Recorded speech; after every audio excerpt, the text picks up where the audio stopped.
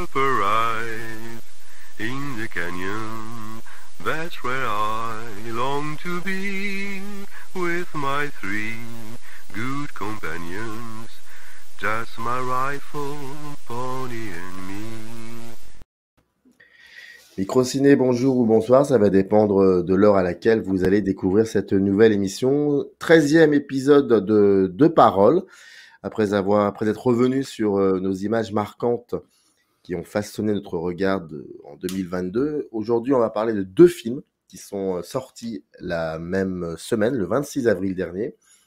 L'un qui s'appelle Beau is Afraid, 3e long métrage de fiction d'Ari Aster après Hérédité et Midsommar. Et le second film, c'est autre chose, c'est un autre trip, mais on avait vraiment envie d'en parler. C'est Mad God, le film de Phil Tippett, qui ne date pas de cette année, mais je crois de 2021 si je me trompe pas. C'est ça. Mais ça, après, on en parlera. Et qui n'a pas autant de possibilités d'être vu que Beau is Afraid, mais ces 2 films se valent parce qu'il faut les voir pour plein de raisons. On va les évoquer. Et pour en parler, mes 2 acolytes, nous avons les 2, on est 3 à avoir fondé cette émission. Donc, il y a Valérian, aka la chaîne Cinefiles, le doyen des youtubeurs. Il est comme Tom Cruise, il ne vieillit pas. Et c'est assez impressionnant. Donc, il est là. Comment vas-tu, Valérian ? Ça va et toi, Samir ? Ça va. Et puis, juste en bas, il y a le Roberto Baggio du YouTube Game, Jules Trassard, qui est Bien là sûr. et qui peut-être va redevenir youtubeur. Il va avoir une d'espace comme ça, une chaîne YouTube. Je serai ton premier abonné. Voilà. Oui. Donc, ça Non, j'en ai va. déjà 146 parce que en fait, je reprends mon compte d'une chaîne Ah, d'accord. parce que j'avais créé une chaîne YouTube quand j'avais quelque chose comme 15 ou 16 ans où je voulais faire des vidéos de cinéma aussi et j'avais fait 5 scènes de films qui ne te laissent pas de marbre. Je me rappelle que c'était le titre de La 4e va vous étonner. Oui. Voilà, 4e On connaît. ouais, voilà. Voilà. J'écrivais avec Donc un ça, prompteur et tout ça. Enfin bref. c'était donc il y a 2 ans, cette chaîne. Non, mais espèce Et de mytho, voilà. tu m'as dit hors caméra, je vais faire quelque chose d'assez exceptionnel. Je vais essayer de contredire tous ces imbéciles de youtubeurs. Je vais faire des reaction trailers. Bien Eh bien, sûr. écoute, bien, bon Je courage. t'invite quand tu veux. Enfin, Donc, Valérian aussi, hein. non. Mytho, tu m'as déjà proposé. Tu vas faire un reaction trailer sur Dune 2, là Samir ? Oui, attendez, regardez. Faisons un reaction trailer à Dune 2. Voilà. Merci. C'est une émission sérieuse et une chaîne sérieuse. Et on va donc parler de ces 2 films. Et comme on est des foufous, on va s'appuyer sur des captures d'écran. Alors, vous allez me dire, comment vous avez fait pour Beau is Afraid ? Vous avez la possibilité. Bah non, on a un peu triché. Vous verrez, on a un peu emprunté comme ça la bande-annonce. Et puis voilà. Moi, j'aimerais qu'on commence, pas forcément de parler d'un film, d'un des 2 films, mais plutôt de nous, si vous pouvez, me dire qui est Phil Tippett. Alors, je sais un peu c'est qui, mais j'aimerais bien que si vous en savez davantage que les personnes lambda, ça m'intéresserait parce que c'est quelqu'un finalement qui c'est pas son, enfin, il n'a pas 20 ans quoi. Il a vraiment une expérience assez importante. Qui pourrait me dire entre vous deux qui est Phil Tippett ? Phil Tippett, c'est qui, ou plutôt c'est quoi, un dit petite Madeleine. Alors, Phil Tippett, c'est avant tout un créateur d'effets spéciaux. Non, mais oui, voilà, c'est un concepteur d'effets visuels qui a travaillé sur de très nombreux films connus de tous, à savoir la trilogie Star Wars, la trilogie originale. Il a travaillé également sur les films de Spielberg comme Jurassic Park, avec Paul Verhoeven, notamment sur Starship Troopers. C'est également le réalisateur de l'infâme du dégueulasse Starship Troopers 2.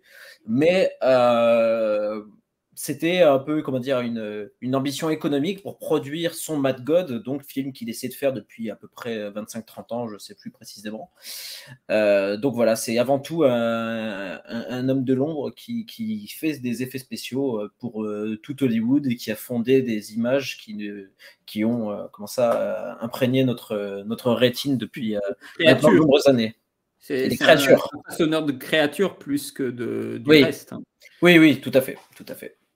Aussi bien créatures organiques que mécanique, parce qu'on lui Ouais. doit aussi le grand robot, je ne sais plus l'intitulé du AT-AT. robot.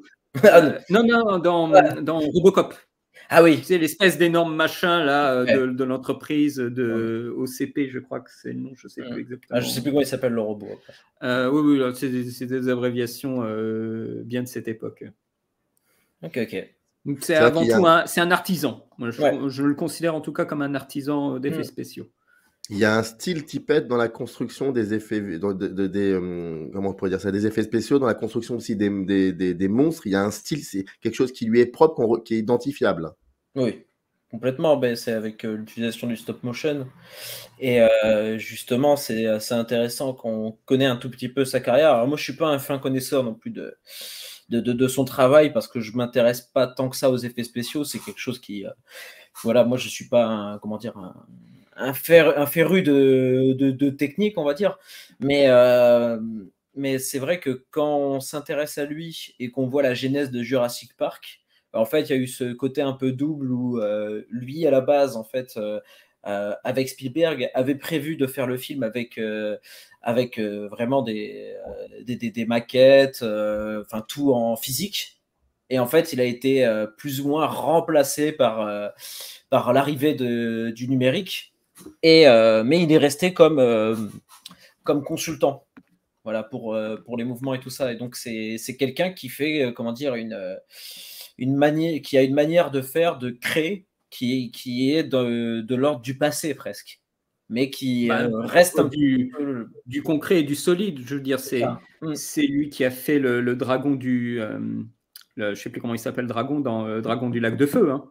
Ça reste de l'animatronique, c'est de l'effet spéciaux à la Ray Harryhausen. Oui, c'est ça. On est sur un héritier des effets spéciaux de Jason et les Argonautes. Mais pour te dire, je crois que je t'en avais parlé, mais même moi, ça m'arrive encore de faire l'erreur de confondre les deux, tellement il y a un héritage en fait.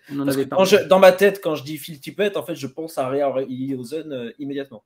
Oui, on est sur de la descendance, oui, carrément. Et ben on va continuer pour le coup pour parler de ce film réalisé en 2021 et qui est sorti donc le 26 avril dernier. C'est son deuxième long métrage. Certains disent que c'est son premier véritable long métrage vu que le précédent était pas très bon et puis qu'il avait été fait pour diverses raisons.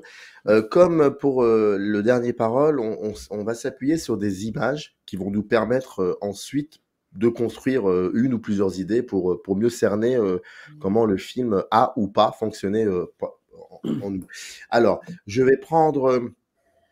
Alors, c'est très marrant pour celui-là parce qu'on s'est aperçu... alors, il faut savoir que les images, on prend connaissance des images quelques minutes avant que l'émission soit enregistrée.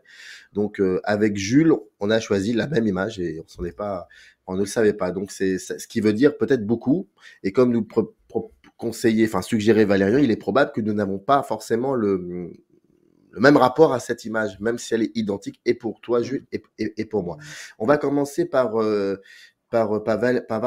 Valérian, pardon, et c'est cette image, si je ne me trompe pas.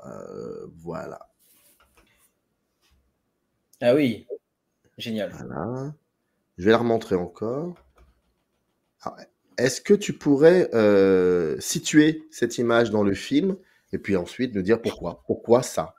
Cette image dans le film, je ne sais plus à quel fragment il appartient, mais c'est le deuxième assassin ou petit personnage explorateur qu'on voit et qui prend une voiture et qui commence à se déplacer dans un environnement de guerre où on voit sur fond de bombes nucléaires et commence à s'enfoncer dans une sorte d'abysse labyrinthique au point même que on se détourne en fait de sa petite quête à lui. On ne sait pas vers où il se dirige, mais on le voit s'enfoncer. Et après, on passe à autre chose. On ne saura jamais ce qu'il devient dans le film, celui-là. Autant le premier assassin, le premier personnage en cuir, là, on le voit, il se fait avoir, il se fait attraper par une créature. Mais celui-ci, ce deuxième personnage, on ne sait pas. Voilà. Alors, c'est très amusant. J'ai pris ce photogramme en réponse à votre photogramme, parce que je me disais, ils vont forcément prendre la tour de Babel, c'est tellement évident. Je vais la montrer, parce qu'en fait, nous, on s'est arrêté à 2 minutes du film. On n'a pas été plus loin. Non. C'était trop de signification, trop de choses à dire. Je suis sorti de la salle. C'est trop effrayant, Ouais. Alors, je vais quand même montrer, voilà, c'était celle-là. C'est là. Moi, c'était vers la fin. Et concernant Jules, c'était pratiquement au début. Voilà. Vas-y, je t'en prie, Valérian, et puis ensuite on va réagir. Et donc moi, j'ai pris cette image-là parce que je me suis posé la question justement vis-à-vis de la tour de Babel, c'est qu'on est au point le plus haut pour toucher le ciel. Et ce que fait Phil Tippett pendant tout le reste de son projet, c'est de descendre. C'est presque de faire une... Et c'est là où cette image m'est apparue comme claire, c'est qu'il fait une tour de Babel inversée. Comme un ressort, en fait, comme un mécanisme qui monte et tout d'un coup qui redescend, la gravité le fait rechuter. Et moi, quand je vois en fait cette spirale, cette pyramide inversée qui s'enfonce dans le sol, qui laisse le trou comme ça, j'avais vraiment l'impression d'avoir l'inverse de la tour de Babel, c'est-à-dire vraiment on s'enfonce en fait dans des...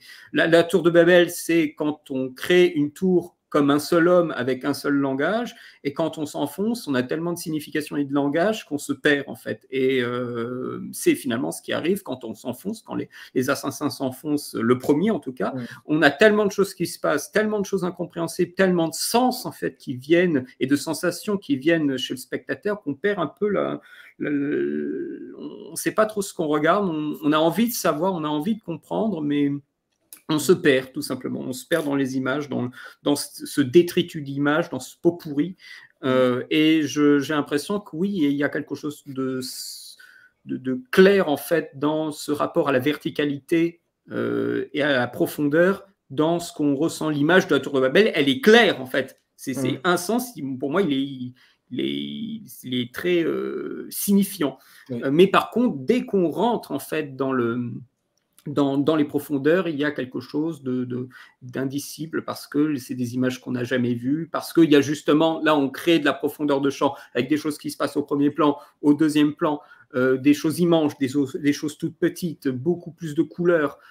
Et tout ça, en fait, fait vibrer une sorte de puissant fond, presque de mise en scène automatique où il y a une idée qui amène à une autre idée, qui amène à une autre idée et on se perd. Donc pour moi, vraiment, le gouffre, là, c'est une espèce de gouffre de sens, aussi bien de sens, de compréhension que de sens, de sensation, là où la verticalité de la tour de Babel nous fait autorité en termes de sens, nous renvoie à quelque chose qui est très concret, qu'on a assimilé depuis longtemps. Par contre, les images des profondeurs, ça, ce sont des choses qui échappent un peu à notre compréhension. Je pense même qu'elles échappent à la compréhension de Phil Tippett. Je pense qu'il était un peu en écriture automatique quand il faisait son animation. Donc voilà, c'était vraiment... Quand j'ai vu cette image, je me dis, elle fait écho. Elle fait écho à la première image du film. Pour moi, ça me semblait évident. Elle fait écho, mais c'est pas la dernière. C'est pas l'une des dernières, en tout cas. C'est pas la dernière de la séquence. Et c'est pas la seule qui fait écho à la tour de Babel. D'accord. C'est ça.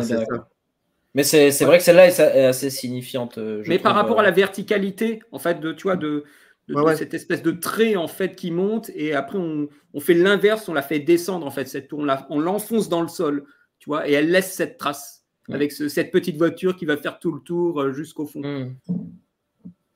Mais ce qui est assez incroyable avec la séquence d'ouverture, et pourquoi moi j'ai choisi cette séquence d'ouverture, c'est parce que je ne connaissais absolument pas, je connaissais un peu le travail de Phil Tippett sans le savoir, parce que j'avais vu les films que vous avez nommés, mais je m'étais jamais vraiment intéressé davantage. Et puis bon, après faut se l'avouer aussi, c'est comment dire, c'est pas forcément un registre filmique vers lequel je vais très facilement. Non pas que j'en ai peur ou que ça ne m'intéresse pas, c'est que bon, voilà, on privilégie d'autres. Et on se dit, on a le temps plus tard peut-être de revenir ou de redécouvrir. Moi, me concernant, c'est la musique de film, par exemple. La musique de film, je découvre aujourd'hui la musique de film. Bon. Mais Phil Tippett, dès cette séquence d'ouverture qui est juste extraordinaire et assez impressionnante, c'est vraiment un beau moment qui nous donne vraiment l'intention Alors, l'intention, ça serait pas au niveau du sens ou du message, même si ça veut rien dire le mot message, mais je sais à quoi m'en tenir Ouais. dans les prochaines, dans les prochains moments du film, au niveau de, au niveau de la mise en image, de la mise en forme du film. Ça sera comme ça. Mm. Et en fait, comme je n'arrive pas à identifier et à cerner des gens ou quelques personnes parmi ce marasme, comme je ne vois pas des points de vue, je vois juste quelque chose qui est en train qui est autant terrifiant que merveilleux et qui est en train de disparaître. Je me dis, en fait, le film, ça sera certainement comme ça. Ça sera toujours comme ça.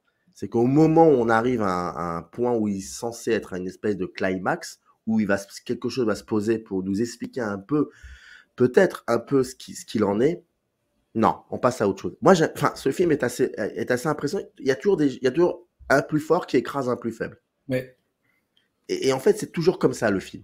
Finalement, on passe d'une porte à une autre, d'une porte d'enfer d'une boîte de Pandore à une boîte de Pandore à une boîte de Pandore à une boîte de Pandore. C'est les 7 enfers, comme ils disent dans le texte, enfin, dans le manuscrit déroulant. Qui fait penser à Star Wars d'ailleurs aussi, autant que aussi terrifiant, ce déroulant, comme tu le dis au début du film, il est aussi terrifiant de par les choses qu'ils disent. Et puis parce que ça emprunte. Et puis c'est un film aussi qui est très beau dans le sens où il n'oublie pas que d'autres choses sont arrivées avant lui. Donc tu vois dans le film dont lui-même. Motifs. Comment? Oui. Dont lui-même. Dont lui-même. Des parce motifs. Que ça se voit. Mais oui, tu vois des choses, des motifs liés au passé ou liés à des créations qui viennent de lui-même. Enfin, c'est vraiment assez beau. Et donc, cette séquence d'ouverture m'a vraiment impressionné. Je suis pas un grand connaisseur de cet aspect-là du cinéma, mais en tout cas, j'ai été, oui, assez impressionné. On va dire ça comme ça. Et j'aimais bien cette idée d'être constamment perdu. Et j'avais très peur. Samir, je pense que c'est aussi parce que son film, il l'a fait par fragments. Il se passait sur des années. Et je pense que en fonction, tu sais, de l'avancée de la technologie, des idées, en fait, tout a été fragmenté. Et quand il a voulu tout mettre ensemble, oui, il y a des moments où c'est très bien fait, des moments où c'est un petit peu moins fait, des moments où il y a des acteurs, des moments... Et tout ça, justement, tient comme un monstre de Frankenstein. Et c'est pour ça qu'on a beaucoup d'à-coups et de choses qui se cassent presque au milieu et on enchaîne sur une autre idée. Donc la façon dont il a fait le film, là, quand tu me parles de ton ressenti, c'est totalement, le cas. Et puis, ça n'est pas uniquement un film dont la narration serait entièrement basée sur le visuel. Enfin, j'ai pas ressenti ça comme ça. C'est pas ce genre de film où on va faire que du beau. Et puis du sens, du viscéral, entre guillemets. Et moi, ça m'aurait énervé un peu parce que ça créerait du symbolisme à tout étage. Et je ressens absolument pas ça. Non. Et c'est aussi peut-être parce que ce que tu viens de dire, Valérian, par rapport à la configuration, la construction de ce film au niveau fragmentaire. Voilà, c'est une expérience solide. Et moi, j'ai été complètement happé par tout ça. Happé dans le H-A-P-E, pas A-I-P, happé, partout, vraiment bouffé, avalé par ça. Et j'aime bien, ça m'intéresse davantage. Donc, je ne saurais pas en dire plus sur ce film, mais je suis comme cette masse complètement criant et étant enveloppé, avalé par je ne sais quoi, en sachant qu'il va se passer peut-être autre chose après. C'est très impressionnant. Je ne m'y attendais absolument pas. Vraiment, j'ai été bluffé. C'est intéressant tout ce que vous venez de dire. Et ça fait beaucoup écho avec ce que moi, je voulais aussi sortir du film. Mais en fait, finalement, Valérian, tu avais tort, puisque avec Samir, je voulais dire la même chose. Ah. C'est-à-dire que... à la différence peut-être du second film dont on m'a parlé, je crois que tu l'as bien dit, Samir, c'est quelqu'un qui en fait est, comment dire, dans ses intentions extrêmement claires, et on est, comment dire, au travers de ces deux premiers plans, on sait où on va aller, on sait où on va se tenir. En termes de mise en scène, c'est très très cohérent, malgré le côté fragmentaire que tu évoques, Valérian. on va suivre un régime d'image et on va s'y tenir. Et même si ça va aller dans le merveilleux, même si ça va aller dans le viscéral, le dégueulasse, l'agrégat, mais dans tous les cas, on sera toujours dans une forme de cohérence, voilà, avec ce qui nous est présenté. Et c'est passionnant qu'on revienne sur ces deux images de la tour de Babel un peu inversées, parce que Attends, je vais les montrer. Pardon, excuse-moi, Jules, je vais Ouais. les montrer, c'est toujours bien de. Ouais. Alors ça, c'était l'image de Valérian. Mm. Voilà. Et ça, c'est la nôtre. Voilà. Et ce qui est fort, c'est que au travers des deux premiers plans du film, donc qui sont la tour de Babel, puis le gros plan sur l'œil, en fait, on a tout le film. C'est-à-dire que en même temps, avec la tour de Babel, on a un rapport iconologique, c'est-à-dire que, en fait, quand on est un spectateur, on a une culture de base. Et quand on voit la tour de Babel, on sait à quoi ça correspond généralement. Parce que les personnes qui regardent le film sont assez âgés pour avoir cette culture, et la tour de Babel, ça fait partie des choses très célèbres, comme d'autres images qu'on retrouve à travers le film, que ce soit des images de films ou des images qui ont traversé l'histoire, comme la bombe atomique, les bunkers, etc., etc. Il y a un tas d'images qui nous interpellent parce qu'on les connaît. Ou le Père Noël, par exemple. Enfin, les petits Pères Noël, ceux qui disent va te faire foutre, et qui se font écraser. Et en même temps, et c'est en français en plus. Et en même temps, on a ce deuxième regard où on a un œil comme ça qui est complètement apeuré. On se demande à qui appartient cet œil. Peut-être qu'on le découvre un peu plus tard dans le film, on ne sait pas. On se demande si c'est l'œil de Phil Tippett, celui du spectateur, ou est-ce que c'est l'œil de ce Mad God, de ce dieu fou, de ce dieu furieux plutôt, pardon. Et donc ce film, là, où on va rejoindre un peu tous nos regards, je pense, c'est que il va avancer à travers une approche qui, je crois, fonctionne à merveille. Et c'est comme tu l'as dit, Samir, s'éloigne du symbolisme pour nous toucher en plein cœur et dans nos tripes, mais aussi, bien évidemment, dans notre intellect, hein, parce que si on ressent des choses, c'est parce qu'on vient nous frapper là et qu'après, ça redescend. C'est que, en fait, le film va avoir une narration où on va suivre des icônes, des images que l'on connaît, et ces images vont en fait être des repères au milieu du chaos. Et c'est ça qui fait la force du film. C'est-à-dire qu'il n'essaie pas de dire oui, je vous montre l'explosion atomique, ça veut dire ça par rapport à l'humanité, etc. En fait, c'est le spectateur qui construit son sens par rapport à tout l'environnement que nous présente le cinéaste. D'autant plus que, comme vous l'avez évoqué, il n'y a pas de point de vue de protagoniste. On va dire qu'on est vraiment à l'extérieur, on est en spectateur, littéralement. C'est-à-dire qu'on est à distance. En même temps qu'on est dans un maelstrom d'images, on est à distance et on regarde ça, on est médusé, on est renvoyé à notre condition de spectateur, comme ce film à l'intérieur du film, en plein milieu du long métrage. Et c'est incroyable, Valérian, que tu choisisses cette image-là, parce que moi, ça m'évoque autre chose. Ça m'évoque en fait une chambre photographique, cette image-là. Avec, une chambre photographique? Alors attends. Ouais, ça m'évoque l'intérieur d'une caméra, et avec l'optique. Ouais. Tu sais, si tu vois l'optique en plus des vieilles caméras, ça m'évoque ça me fait penser à énormément d'images. Notamment, je pense à Inferno, il y avait un plan comme ça de Inferno d'Argento, ou dernièrement le générique de Nope de Jordan Peele, qui était un peu du même acabit, où on était à l'intérieur en fait du monstre, et qui est un monstre attiré par comment dire, le regard et le fait d'être regardé, d'être vu, d'être filmé, et on rentrait à l'intérieur de la bouche de cette bête.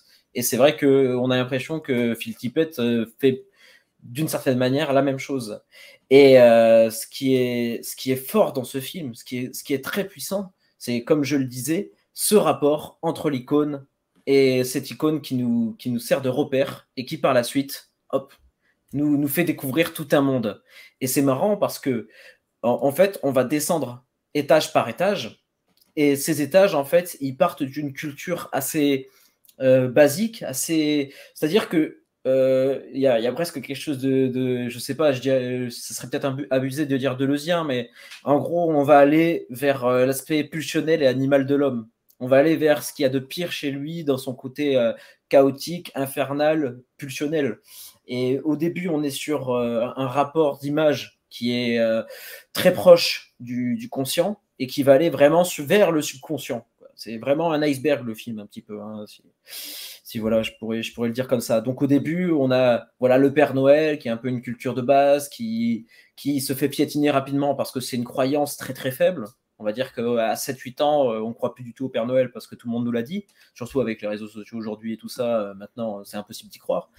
Et petit à petit, en fait, on va commencer à descendre et aller vers un niveau de culture de plus en plus souterrain, d'images de plus en plus souterraines, de plus en plus chaotiques. Au début, on voit une maison avec un espèce d'animal qui la gère, dans laquelle on voit un acte sexuel, on voit un meurtre au travers de la fenêtre, en silhouettage. Voilà. On voit plusieurs actes comme ça qui sont très primitifs, on va dire. Et comme ça, une espèce de tenancier monstrueux qui mange des bêtes à l'extérieur dans un extérieur radioactif. Et puis petit à petit, on va redescendre. Et il va avoir des images religieuses, il va avoir des images de guerre, des images de terreur, industrielles. Voilà. Et c'est ce qui est impressionnant. Et c'est là où vraiment j'ai eu un problème avec le deuxième film et pas avec ce premier film. C'est que justement, il y a un contrôle total de ce qui nous est présenté. À savoir que généralement, je pense qu'on peut avoir deux approches lorsqu'on tombe face à une image et qu'on se dit « Ah, ça me dit quelque chose ». Voilà. On peut avoir ce premier rapport où juste ça peut être quelque chose d'intime. Donc, on pourrait qualifier de l'ordre de la surinterprétation, où par exemple, ça peut nous faire penser à une image de famille, à quelque chose qu'on a vu à l'extérieur, etc. Enfin, je sais pas, par exemple, dans le film, pour dire n'importe quoi, à un moment, je vois un truc industriel et ça m'a fait penser au Star Wars de Genndy Tartakovsky. Mais ça n'avait rien à voir. C'est juste que moi, en fait, je sais pas, dans ma tête, ça fait quelque chose comme ça.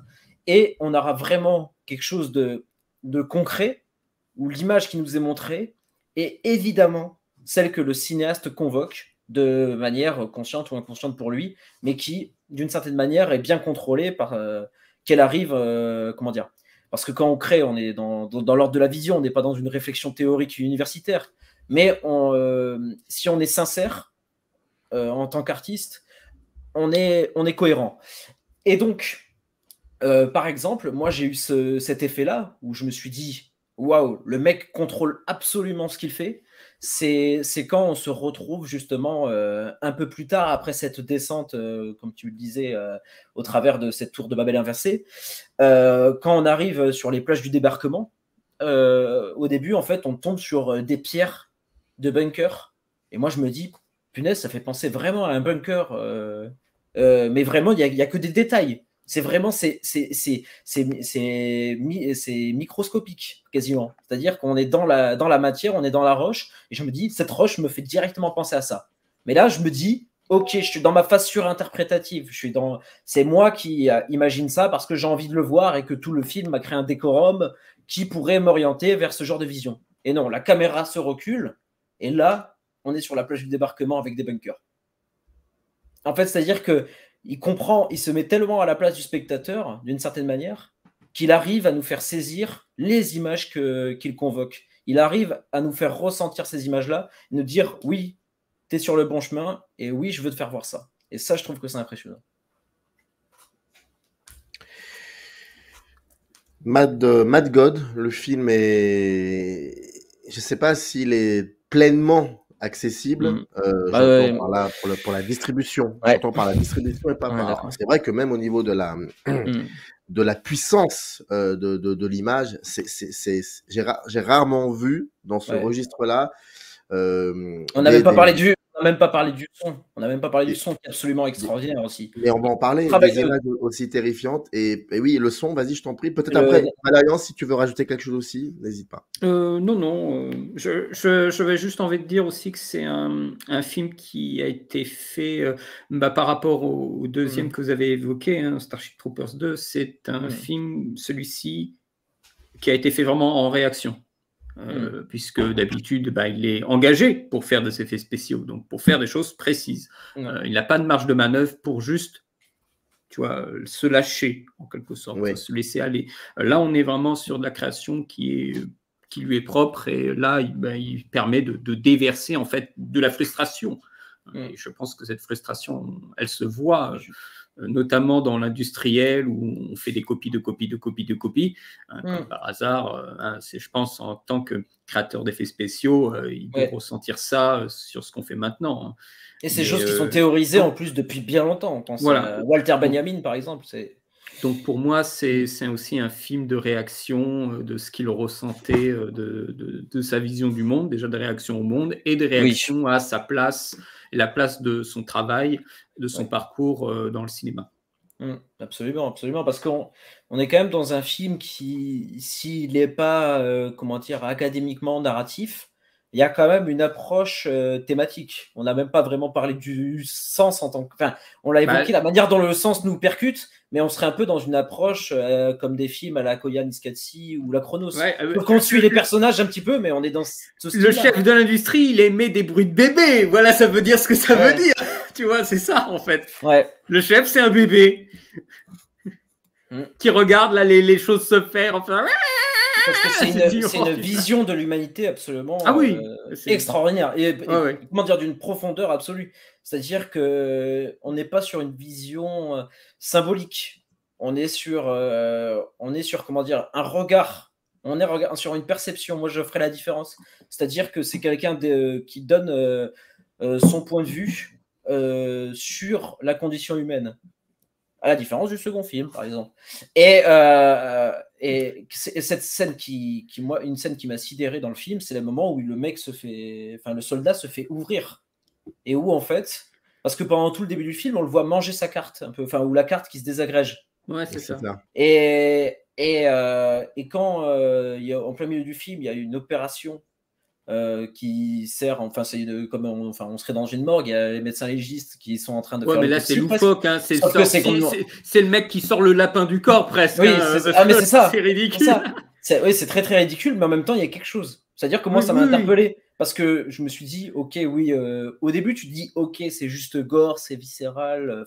En gros t'es pas intéressant quand tu penses ça. Et après il commence à sortir des livres, des colliers. Des choses en fait qui ont peut-être constitué cet homme. Et c'est comme si en fait au travers de cette autopsie il définissait le passé de ce petit soldat, je sais pas, ou de l'homme en général avec un grand H. Je saurais pas comment l'interpréter, mais en tout cas ça m'a touché personnellement de me dire que en fait on est un peu la somme de ce qu'on a appris, de ce qu'on a pensé, de ce qu'on a eu aussi matériellement que moralement. Et dans cette scène, j'ai eu l'impression de le voir à l'écran. Mais oui, on aurait pu parler du travail du son qui est absolument phénoménal, parce que là, il y a un travail de sound design. Et on est sur un film muet aussi. Et c'est pas pour rien que dans la première séquence, et je l'avais pas évoqué quand j'avais parlé de la Tour de Babel, qu'on a Berlioz comme ça, avec la musique symphonique, avec une grande ampleur, avec le texte défilant, style carton. On est vraiment dans un film muet. Il y a un film qui est dans cet héritage-là, qui veut nous parler avec cette liberté, cette puissance du cinéma qu'il a à la base. Quand il est travaillé, la puissance opératique, quand il est fait dans les années 20 et que le cinéma est au sommet, quoi. Enfin, quand le cinéma est à son paroxysme dans sa première ère, on va dire.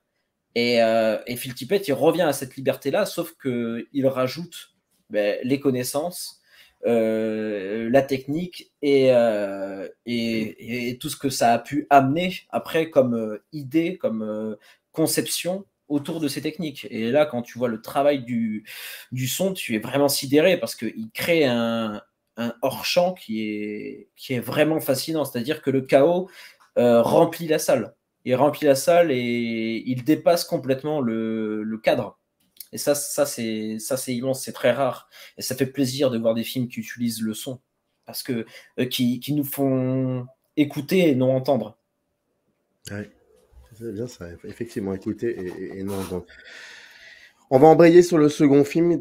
Donc, tu as commencé un peu à évoquer, Jules, et on comprend, je crois, que qui n'a pas fonctionné peut-être ce second film en toi. Le film s'appelle Beau is Afraid. Il a été il était extrêmement attendu. Il est sorti le 26 avril dernier. C'est le 3e long métrage de son auteur, Ari Aster, après Hérédité, après Midsommar. Et ce film repose pratiquement et entièrement sur les épaules de l'acteur fabuleux Joaquin Phoenix. Ouais. Et là encore, des captures d'images. On va commencer par toi, Jules. Tiens, toi, tu as choisi cette image-là. Une image très simple, étonnamment parce que c'est un film qui est très complexe dans son régime d'image. C'est-à-dire que autant, il y a une grande virtuosité, c'est aussi très très opératique, hein, comme tu l'as dit, Valérian, pour McGod. On est sur un film qui va user d'effets de style pendant toute sa durée, et que ce soit de simples mouvements de caméra ou carrément des changements de décor. On pense à ce moment à la fin où il se retrouve dans une pièce de théâtre avec des décors à la Hockney, ou presque le Magicien d'Oz, hein, aussi, hein, on aurait pu y penser, avec cette route de briques. Mais moi, j'ai voulu choisir cette simplicité parce que c'est la première partie du film qui m'a touché. C'est cette première partie que je trouve extrêmement réussie. Tout ce passage où Joaquin Phoenix est dans sa maison, doit aller voir sa mère, mais a peur du monde extérieur, a peur de tout, où le quotidien devient terreur, devient étrangeté. Et j'ai choisi cette image-là parce que pratiquement son seul rapport réconfortant au monde extérieur est un téléphone. Et tous ceux qui ont vécu de la solitude liée à des problèmes psychiatriques ou des dépressions ou tout ce type de problèmes-là le savent, que en fait ça devient la réalité et que le contact en fait se crée par la voix et le téléphone.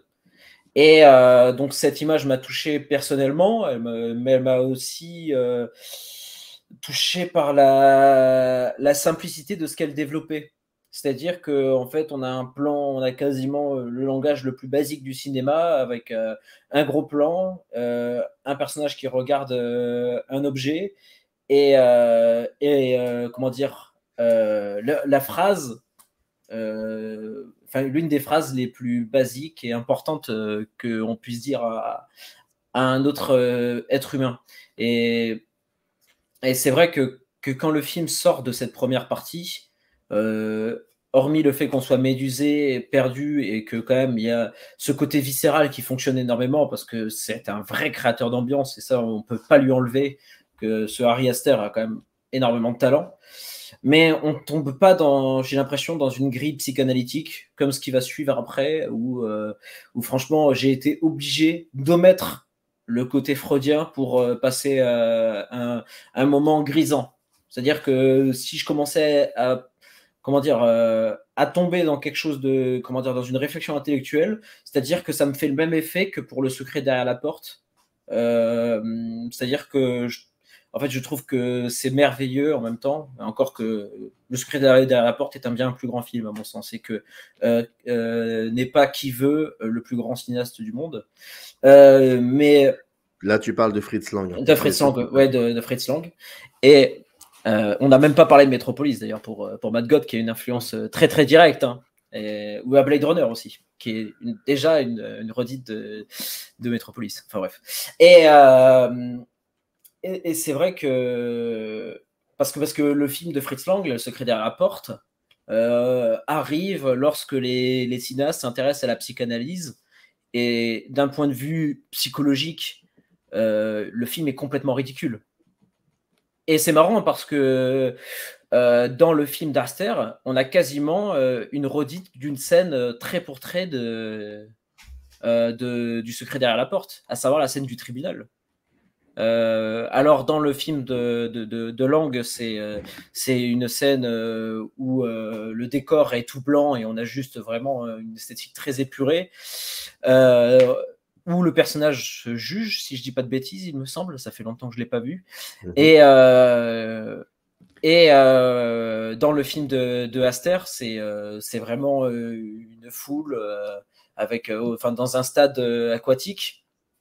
où lui se retrouve sur un petit Zodiac et il est jugé avec sa mère qui l'accuse. Mais voilà, j'ai choisi cette première partie du film parce que il y a cette simplicité, parce que en fait c'est de là qu'est née la tension aussi, il faut le dire, parce que ce film nous vient d'un court-métrage que Aster a réalisé en 2011 qui s'appelle Beau aussi. Et dans ce court-métrage, on voit un homme noir qui vit seul chez lui, qui doit aller rejoindre sa mère, qui doit prendre un avion, qui a de grosses une anxiété sociale très très forte, comme le personnage de Joaquin Phoenix, dans un appartement qui ressemble à celui de Joaquin Phoenix. Ce personnage se fait voler ses clés comme celui de Joaquin Phoenix, et il n'arrive pas à prendre l'avion. Voilà, enfin, il arrive vraiment, dans la première partie du film, c'est là qu'est l'intention. Et j'ai l'impression qu'il a voulu broder par rapport à ce court-métrage-là, et qu'il a voulu intellectualiser ce premier travail qu'il nous avait pondu plusieurs années auparavant. Et je trouve que c'est dommage qu'il ne soit pas resté à cette première partie qui est puissante, qui est juste, et qui est en plus, nous tient parce que elle est courte sur la durée. C'est-à-dire que si on veut entendre le bruit, il faut aussi entendre le silence. Et là, j'ai l'impression qu'en fait, il y a tellement de bruit que le silence, on l'oublie. Enfin, il y a tellement de bruit que le bruit, on ne l'entend plus. Parce qu'il n'y a même pas un petit moment de silence. Voilà, c'est plutôt comme ça que je voudrais le dire. Donc, il y a ce rapport à la psychanalyse qui te... C'est intéressant. Je vais me permettre de prendre le relais parce qu'il y a une transition à faire. Moi, mon image, c'est celle-là. C'est celle-là. Cette aventure durera des années. En fait,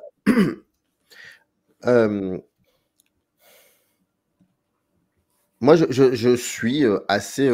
j'ai toujours été assez impressionné et content de voir un ou une cinéaste essayer de reprendre tout depuis le début lorsqu'il se lance dans une aventure cinématographique. Et j'ai l'impression qu'Ari Aster, pour le coup, déroge pas à la règle. À chaque fois, il y a de cela. Alors, même s'il y a toujours une continuité dans ce qu'il propose, toujours notamment par rapport au deuil.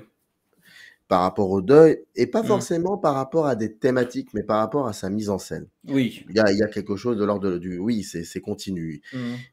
À chaque film, ça va encore plus loin, mais ça part toujours peut-être de la même base. Moi, j'aime bien cette idée-là. J'aime bien ça, ouais. Parce que ça me permet aussi à moi de ne pas oublier qu'il faut faire le taf. Je suis devant un film, il faut que je fasse le taf aussi. Et c'est passionnant, passionnant. Ouais. Et je ne suis pas surpris finalement que le film explore, avance péniblement parfois, prend parfois aussi de trop longs chemins, pas assez de raccourcis, se permet de se vêtir, de se dévêtir complètement, de rêver finalement, de cauchemarder, d'être dans une proposition filmique différente. On passe de la 2D à quelque chose de l'ordre de l'animation. C'est un conte, donc c'est cruel. Ouais. Et ça commence par une espèce d'accouchement. On ne sait pas si le bébé est sorti, mais on ne sait pas s'il est vivant ou pas. Et puis ça se termine sur quelque chose de cet ordre-là. Donc on commence à étaler des significations, mais finalement peut-être que ça, j'en ai rien à faire en fait. Moi, pour me concernant, je dis pas que c'est pas comme ça. Je dis que je dis que je ne vais pas rentrer dans ce schéma-là. C'est exactement ce que je disais aussi. Oui, mais sinon, ça risque d'être... Enfin, sinon, moi personnellement, j'aurais du mal. Mais effectivement, je crois que Ari Aster compose des plans avec toujours cette idée de savoir de retirer suffisamment de superflu pour que le sentiment puisse se créer. Ça veut dire que lorsqu'on voit par exemple un film comme Midsommar, plus on avance dans le film, plus il retire du superflu, plus il fait confiance dans la durée de son plan, donc dans l'attention du spectateur, et c'est ça qui va amener un sentiment d'horreur, de joie, D'ailleurs, c'est pour ça que dans Midsommar, il rajoute constamment les voix des filles du personnage féminin qui n'arrêtent pas de reprendre, réexécuter les sensations du personnage. C'est fascinant, je trouve. Et dans dans Boys of Wade, ça va encore beaucoup plus loin. Il va encore beaucoup plus explorer cela. Donc, il va se permettre, comme d'habitude, de commencer son film en reprenant la fin du précédent dans la mise en scène. Ça donne la première partie. Et ensuite, il va faire autre chose. Il va prendre ce personnage, il va dire maintenant, on va aller plus loin. Et ça peut fonctionner comme ça peut ne pas fonctionner. Et je pense que peut-être, en allant encore plus loin avec son personnage, c'est lui-même aussi qui va très loin, peut-être trop loin, j'en sais rien, et qui finit par se perdre. Se perdre dans son intention de cinéaste. Et qui devient finalement spectateur de ses propres plans. Et c'est ça qui fait que le film, il y a des moments, je trouve, tombe, se redresse facilement, avec beaucoup de fascination. Moi, la partie animée, pour moi, c'est une manière de se relever, et je trouve ça génialissime. Ça peut ne pas plaire, mais j'ai adhéré. Et c'est vrai que cette aventure peut durer des années. Elle peut durer éternellement. D'ailleurs, le film ne se termine pas, hein. Contrairement, moi je pense pas qu'il se termine ce film. Je n'ai aucun sens à lui donner au film, juste que c'est quelqu'un qui va vraiment très loin dans sa manière d'utiliser l'art cinématographique, ce que ça peut lui donner. Mais je suis pas sûr qu'un tel film puisse donner l'envie, puisse me donner l'envie d'y retourner. Je suis pas sûr.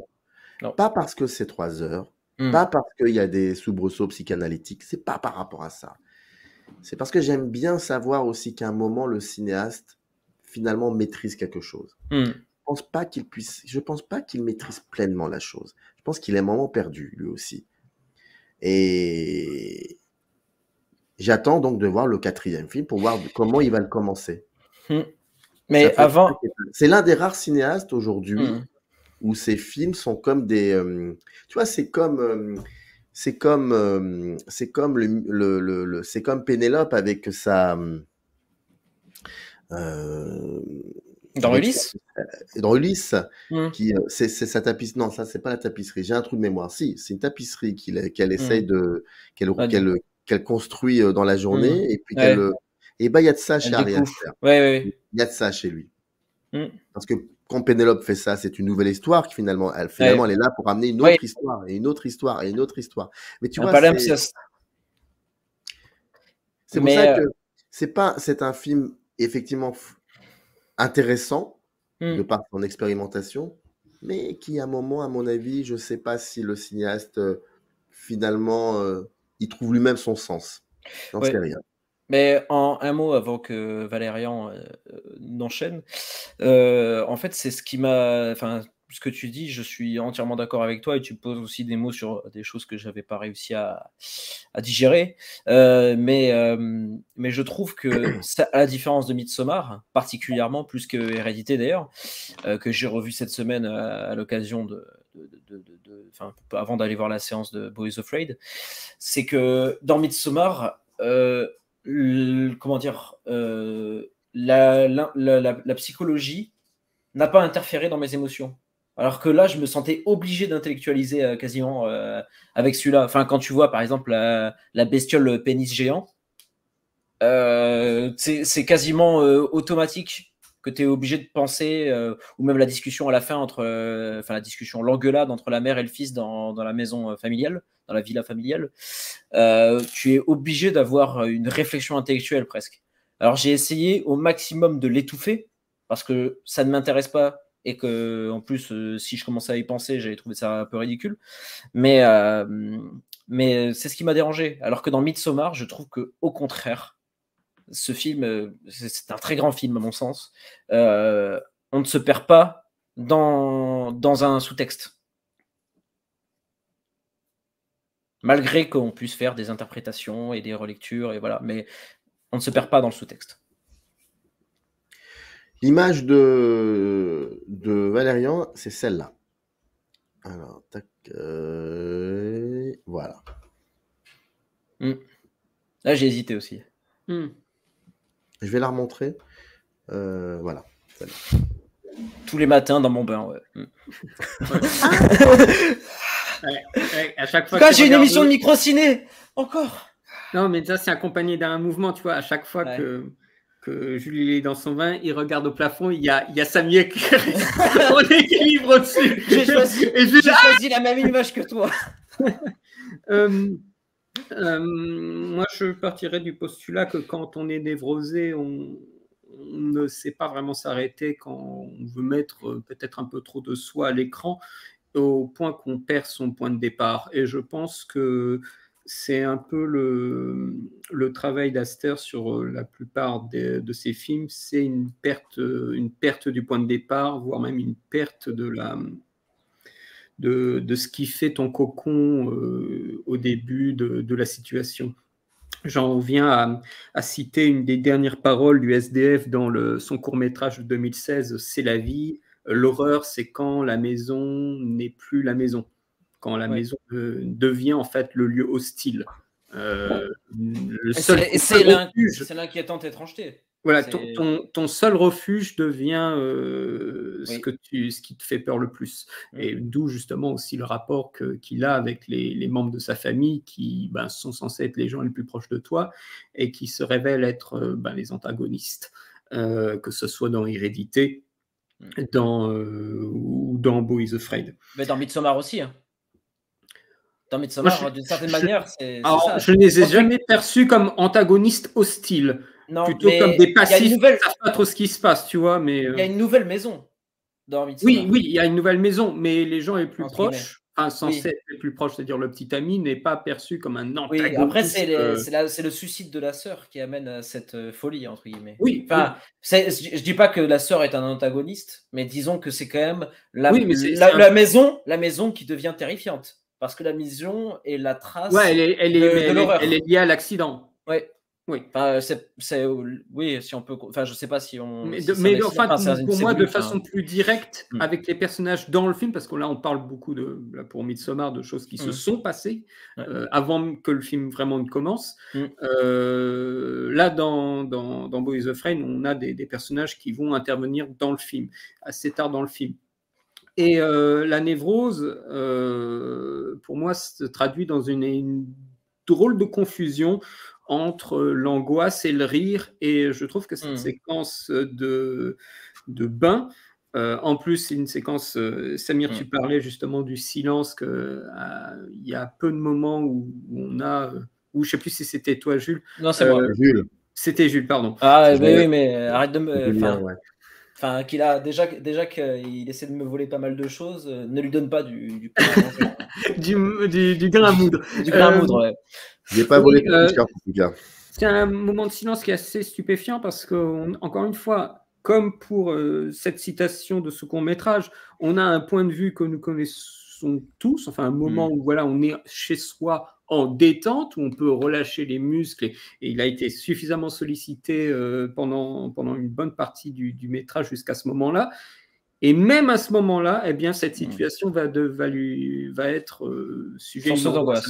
Ce mec qui est au-dessus, qui tient en équilibre. Et il est quand même vachement révélé fort, le mec. En silence. Et un moment après, et c'est là où c'est malheureux quand même, c'est qu'il ne fait pas assez confiance en sa situation pour laisser en fait ce silence. Il rajoute une musique stridente derrière pour montrer qu'attention, il va perdre l'équilibre dans un instant et après se jeter sur... Mais c'est vrai que c'est très étonnant de voir ce mec suspendu comme ça sur le plafond. C'est peut-être un des moments qui m'a le plus interpellé, là où ce qui se passe dans le grenier à la fin du film, j'ai trouvé ça complètement... moi, ce moment-là... C'est une digression névrotique qui mais tu vois, m'a presque rien fait, et je le regrette tellement parce qu'avec autant de temps passé sur le voyage du personnage, je pensais avoir été façonné dans une sorte de mood pour réceptionner des choses plus intenses, comme la scène d'amour raté ou des choses comme ça. Mais en fait, non, et le film m'a anesthésié de tous ces effets Et mis à part, encore une fois, cette première partie. Et je pense que c'est aussi du fait qu'on ait cette confusion entre angoisse et rire. Et au bout d'un moment, on ne sait pas sur quel pied danser. On se dit, ouais, va te faire foutre, en fait. Je vais juste regarder les images et ne plus me poser de questions. Et moi, ça m'a désolé de ressentir ça à la fin du film. Ça me faisait plus d'effet. Même la fin qui m'évoque, là où il se fait juger, moi ça m'évoque le tribunal d'une question de vie et de mort de Michael Powell, avec cette espèce d'énorme assemblée circulaire, on dirait le décor de Batman le défi avec le pingouin dans les égouts. Enfin, moi ça m'évoquait des choses, mais en fait ça ne faisait plus rien. Et je pense que là, j'ai loupé le coche du film. Je pense que c'est aussi un peu du fait que le film joue sur beaucoup de tableaux en termes d'émotion. Et crée en fait quelque chose aussi contradictoire avec des angoisses, des véritables angoisses qui là, personnellement, est l'envie de faire une comédie, parce que c'est ce qu'il disait. Et il y a des choses qui pourraient faire rire. Moi, c'était ni l'un ni l'autre. Au bout d'un moment, quand il sort de chez lui, après qu'il se fait taper par la voiture et tout. L'écriture automatique au début du film fonctionne très bien, où tu as une idée qui amène à ça, du fait qu'il ne peut plus rentrer chez lui, donc il va il va acheter un truc d'eau. Ouais, il y a presque une esthétique de la gratuité. Voilà, de la gratuité. C'est génial. Vraiment d'une continuité, et au moment où il casse ça, là je me suis perdu. Et je n'ai pas réussi, à mon grand regret, à rattraper le film en cours. C'est très bien ce que tu dis, ça, sur l'écriture automatique, la gratuité. En fait, c'est ce qui me dérange. C'est-à-dire que oui, au début, il a ce côté-là où un événement en amène une autre. Et en fait, c'est très cinématographique, comme tu le disais, Samir. C'est-à-dire que c'est quelqu'un qui essaie de pousser les possibilités au maximum. Et c'est juste. Mais au début, il le fait. Chaque situation, chaque élément peut amener à une idée de cinéma et ça amène la suite des actions. On dirait qu'il fonctionne comme ça. Et après, j'ai l'impression qu'il fonctionne, qu'il arrête ça et qu'il se dit, ok, donc j'ai réussi à en arriver là, et maintenant je vais créer du sens par rapport à ça. Tu vois ce que je veux dire ? Enfin, je vais créer une narration structurée par rapport à ça. J'ai l'impression qu'il est moins dans l'automatisme. Après, il faut prendre le coup de ce. Il y a des moments qui reviennent, mais j'ai l'impression qu'il change de régime.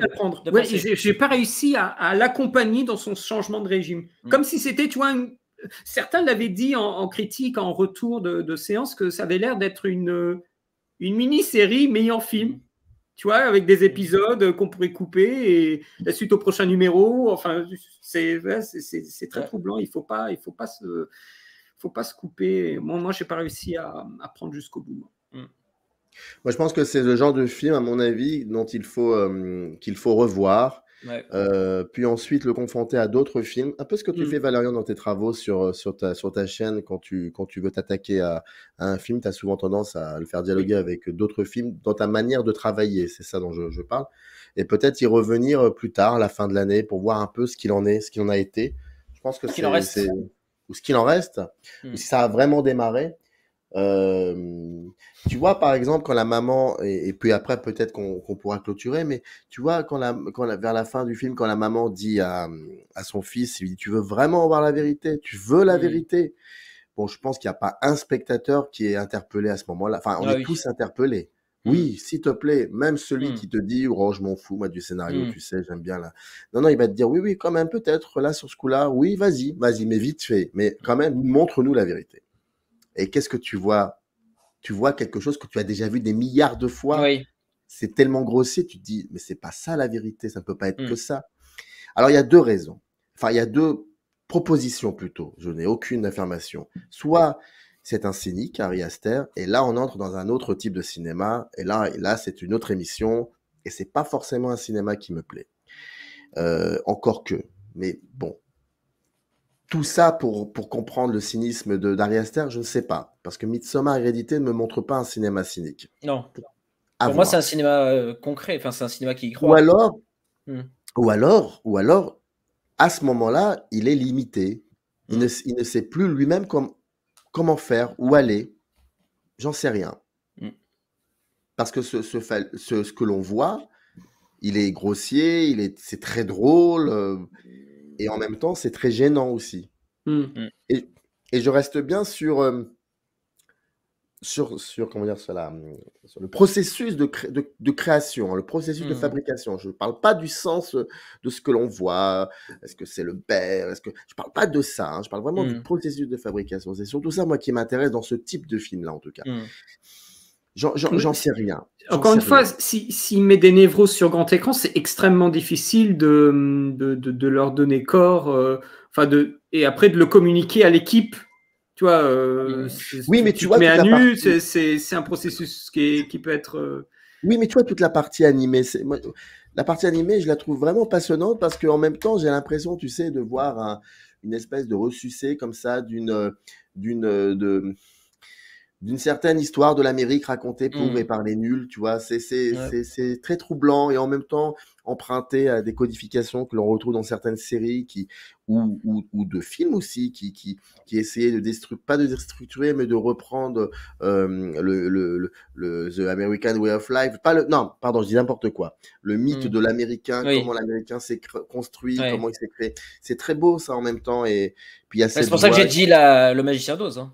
Voilà, et puis le Magicien d'Oz, on est plein dedans. Donc là, on est vraiment dans l'idée du conte et tout. Je n'arrive pas à dissocier toutes les parties. Pour moi, elles forment un tout.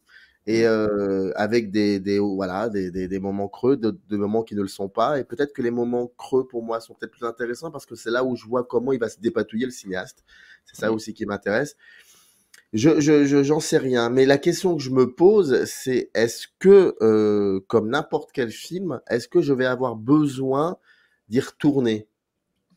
Comme il m'arrive d'avoir besoin de retourner voir Midsommar, par exemple. Parce qu'il y a vraiment des propositions de cinéma qui sont assez passionnantes. En fait, c'est comme si les questions qu'il posait, pour le coup, je vais être super basique. Il avait envie d'y répondre et que parfois il y répondait et que finalement ça devenait ça créait du flop, quoi, du four. Oui, c'est ça, le soufflet. Tu vois, c'est ça. Donc, mais ça reste une proposition, une expérience terrifiante. Je pense que c'est à vivre. Passionnante, très drôle, très très décalée, très maladroite. C'est pas un film qu'on va jeter, non, c'est bien au contraire. De toute façon, les deux films qui sont là sont des films absolument à voir en salle. Ça, on encourage, je pense, tout le monde à les voir. De plus en plus, j'étais pas dans cette idée-là. Moi, voilà, je te l'ai toujours dit et je m'en fous. Mais de plus en plus, je me pose cette question, oui. Là, quand même, parce que c'est le genre de film, si tu le regardes chez toi, même Mad God, hein. Moi, je suis très. Mad God, ça m'a. Là, pour le coup, j'ai adhéré à 1 milliard de pourcents. Si tu le regardes chez toi et que tu as une notification sur ton téléphone ou que ton chien il commence à couiner ou quoi, tu mets pause et tu reprends pas le film. Hein. En salle de cinéma, tu es obligé d'être là. Tu subis aussi. Et je pense que ça fait partie de l'expérience, notamment celle de Ari Aster. Ça fait partie de subir les 3 heures de subir. Il y en a qui sont barrés dans ma salle. Hein. Oui, mais il y en a qui se croient tout permis, il n'y a plus de saison. Enfin... Non, mais ce que je veux dire, c'est qu'il y en a, c'était trop. Ouais. Écoute, moi, je suis allé voir ce film avec ma fille aînée. Et il lui est arrivé à 3 reprises de se lever, de partir et de revenir. Et la dernière grosse partie, si on devait les dire, elle y est restée. Quand je te parle, c'est toute la partie où il va à l'enterrement de... il croit qu'il va arriver au finir. Et toute cette partie-là, elle est restée là, pour le coup, elle a regardé. Et puis, quand on est sorti du film... c'est vrai qu'elle avait elle m'a dit c'est un film qui me met mal à l'aise. Ouais, bah oui. Bien sûr, moi quand je suis sorti du film, je suis tombé sur en plus non, c'est le cauchemar a continué. C'est-à-dire que j'ai franchi et j'étais dans un état, j'étais un peu comment dire, j'avais des sortes de vertiges presque. J'étais pas dans un état normal, j'étais très anxieux comme le personnage de Joaquin Phoenix un peu au début du film. Et je voyais un peu le mal partout. Alors que je suis quelqu'un, au contraire, très optimiste. Moi, si on me rencontre dans la rue et qu'on commence à me parler, c'est parti, tu vois. Tu parles de nightclub et d'abbaye. Oui. Ouais, voilà, c'est ça, ouais, c'est parti. Il m'en faut pas beaucoup. Et je tombe en fait sur le spécimen de Montpellier qui est assez connu, et qui est un mec en fait qui squatte dans le tram et qui a toujours du vomi autour de la bouche et tout ça, un SDF. Et ça, j'ai cru que j'étais encore dans le film, quoi, presque. Le mec, tueur déjà, là, avec les ouais. couteaux. Non, mais c'est ça. Mais une fois, il m'avait lancé une part de pizza dans le tram, hein, quand même, hein, sur la tête. Voilà, comme ça. Ah oui, Donc, et quand je l'ai vu et qu'il marchait à côté de moi, ça me faisait encore plus être dans le film, quoi. Enfin, j'arrivais pas à en sortir. C'était vraiment très, très particulier. Enfin, ça sort un peu de l'analyse, un peu beaucoup, mais c'est pour dire à quel point le film peut créer un vertige. Mad God, Phil Tippett, sorti le 26 avril. Beau is Afraid, le dernier film d'Ari Aster, sorti aussi le 26 avril. Si vous n'avez pas vu ces deux films, essayez déjà de voir le film de Phil Tippett parce que je ne pense pas qu'il soit aussi bien distribué. Ouais. Et Beau is Afraid juste après. N'hésitez pas dans les commentaires, bien évidemment, à nous dire, non pas si vous trouvez que le t-shirt de Jules est beau, mais juste il est très beau. De dire exactement, nous contredire, voilà, continuer le dialogue avec nous. En tout cas, ça nous fait absolument plaisir. On s'est dit qu'il n'était pas normal d'avoir pris trop de temps pour revenir à parole, mais on promet, on va vraiment essayer d'être un peu plus régulier, d'autant qu'on a très envie, toujours très envie de se retrouver pour d'une part vous proposer déjà pour qu'on se propose à nous-mêmes des films, parce que souvent c'est les choix. Il faut savoir que à de rares exceptions, généralement c'est un choix collégial. Donc là pour le coup, on est content et pour ça et pour l'autre. Ça nous fait absolument plaisir. Merci, je continue à lire. Merci beaucoup Valérian et Jules de croire en cette émission, d'être toujours là au bout de plus de 2 ans et demi. Je vous invite à aller sur la chaîne de Valérian. Le lien est dans le descriptif de cette vidéo. Et peut-être que la prochaine émission Parole, je vous annoncerai la création de la nouvelle chaîne solo de Jules, en tout cas, avec plaisir. Prenez bien soin de vous. Bonnes images, beaux plans et à très vite. Merci à vous deux. Merci les gars. Ciao, ciao.